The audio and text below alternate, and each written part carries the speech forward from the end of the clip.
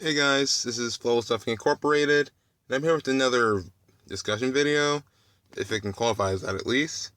Anyway, this is gonna be a video on how I rate Monarchs. As you guys already know, this is my most hated deck of all time, and this is a part of the segment that I didn't tell you because I wanted to keep it as a surprise.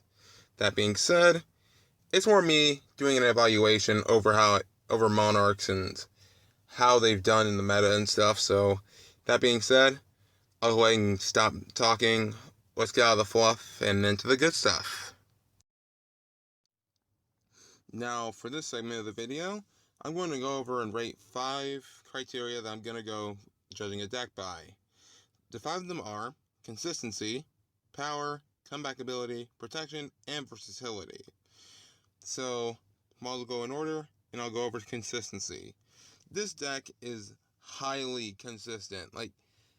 I haven't seen a deck search and draw more than it should. It's just ridiculous how consistent they can be at times. And it's just, oh my gosh, just the draw power just makes what the deck is right now, because with as much searching and just searching and draw power with probably the freest draw card in the game, which is highly recurable, you can see this deck make rather consistent plays, make a lot of the same plays, a lot of different plays. All those they can do at just a lift of a finger, pretty much. So, for consistency, I'm just going to rate it a 4.5 out of 5 because, ooh, man, can they brick. There is no deck in the game that bricks worse than Monarchs. It's just terrible at that, but outside of that, it's 4.5 out of 5. Now on to power. Well, they can kind of swarm with Aether, which is very easy to get to, and its ability to give you another massive beat stick with cards like Aether, Erebus, all those cards being able to swing over most combo chips and stuff. Their power is just amazing, especially with Domain out there. So for the rating, I give it a 5 out of 5. Now for comeback ability, their consistency and power puts it over the top, really, because their power and a lot of the Monarch's effects can get rid of most threats anyway. So their comeback ability is just staggering. So I'm also give that one a 5 out of 5. Protection. They can protect themselves via lockdown if they choose to run that deck, which I'm going over Domain Monarchs for. That being said, cards like March of the Monarchs, Majesty and Vanity's Fiend, and their own lockdown strategies can protect them from being beat most of the time, so I give that one a 5 out of 5. Now, as for versatility, their strategy is always a tribute, special summon, that kind of junk. That being said, the deck's versatility, it's there. It's just more straightforward than some decks out there. So as far as I'm concerned, I'm giving that a 4 out of 5 because despite the fact that a lot of Monarchs, just rely on being tribute summoned, all their effects pretty much just imply different other effects to happen, like Thestalos getting rid of cards in your opponent's hand, Erebus getting rid of a card from anywhere aside from the bandage zone. Just a lot of it's just ridiculous. It's very good. So I give that one a 4 out of 5. Now to go over the pros and cons section of this video. So the first pro is the search and draw power that they have that is exclusive to their own archetype.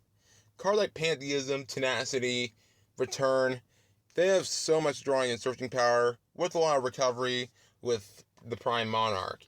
So it's very easy for them to recur their resources if they get the right hand, of course, which is very easy to do with cards that they have. It's just nuts.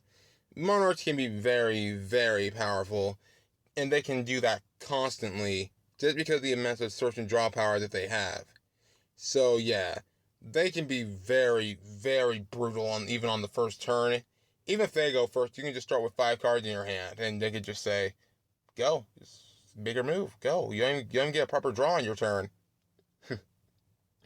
Anyway, the second pro is they have an out to almost any situation. I mean, if they need immense beat sticks, like more than just one, they can go Aether. If they need it out to Cosmo Dark Destroyer, Erebus, just send it back to the deck, and it doesn't target. So then out to almost any situation, and also if your opponent has any cards in their hand, you can go Thestalos and burn them potentially, and also get public knowledge of what's in their hand. So the archetype can be very, very, very powerful. just because they can go out of their way to just get rid of threats. Anything can be a potential threat to them. And then the last pro, because I'm doing 3 of each, they can lock down and disrupt plays very quickly and easily. Because with cards like Domain to get rid of the extra deck, and cards like, let's say, March of the Monarchs, they can easily just lock you down and almost have you have no way of getting around it. I mean, cards like Vanity's Fiend and Majesty's Fiend are even searchable in the deck. Well, not Vanity's, because that's 1200 defense, but Majesty's Fiend is a huge threat in itself. So I just feel like that the deck can lock down and disrupt plays with cards like Stormforth with Aether just to get rid of your opponent's monster on their turn, and you can even plus on their turn. So, yeah. This is a huge pro for them, and I applaud them for that. You know what's bad about the deck? Is that they lack any real power plays aside from Aether. Because cards like Aether, they give you more monsters, more beat sticks to beat your opponent with. It's just crazy, and I just love the deck. No, I don't. What am I talking about? I hate that deck. Who am I kidding? I hate it. Anyway, they don't like any real power plays outside of Aether. Like, card like Erebus, you can just summon it, deal 2800. Cool, fantastic. But I just feel like some cards like Aether can remedy that, but I feel like it's not enough at times. So, yeah, that's a con for them. And then the mirror matches. I had one with a friend. It was the worst thing in my life. It was probably the most cancer. It was the most cancer I've ever had to experience in my life. I'm not gonna lie. So, yeah, huge con there. The last thing, they can open Brick City. I thought Galaxy's bricked bad at times, but I never bricked worse with Monarchs. They're just, ugh. Sorry, but they just,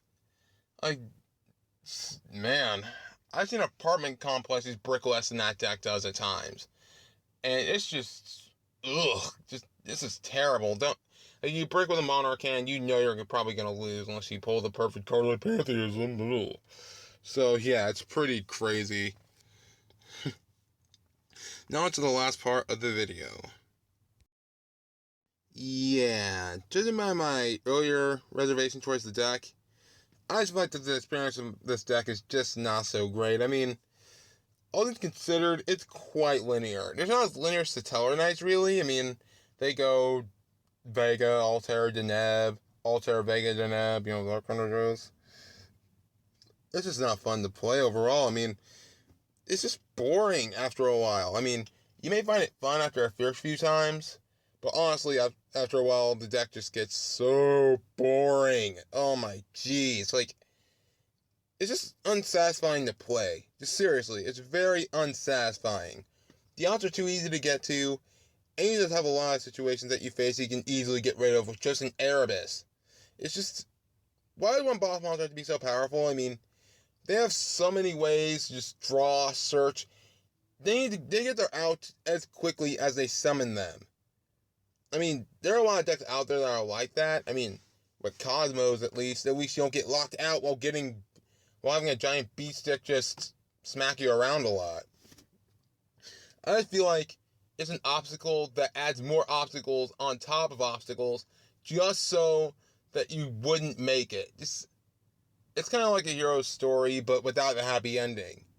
Like, you eventually fall for their trap and they lose. It's just, disgusting to play. Because, for me, it's not only that's my most hated deck of all time, it's my most hated deck to play. Just because it just makes you feel dirty playing it. It just doesn't feel great, just because you know that you have the advantage every time you play. And where's the fun in that? So, yeah, if you guys like this video, go ahead and hit that like button and subscribe. So, talk to you guys next time.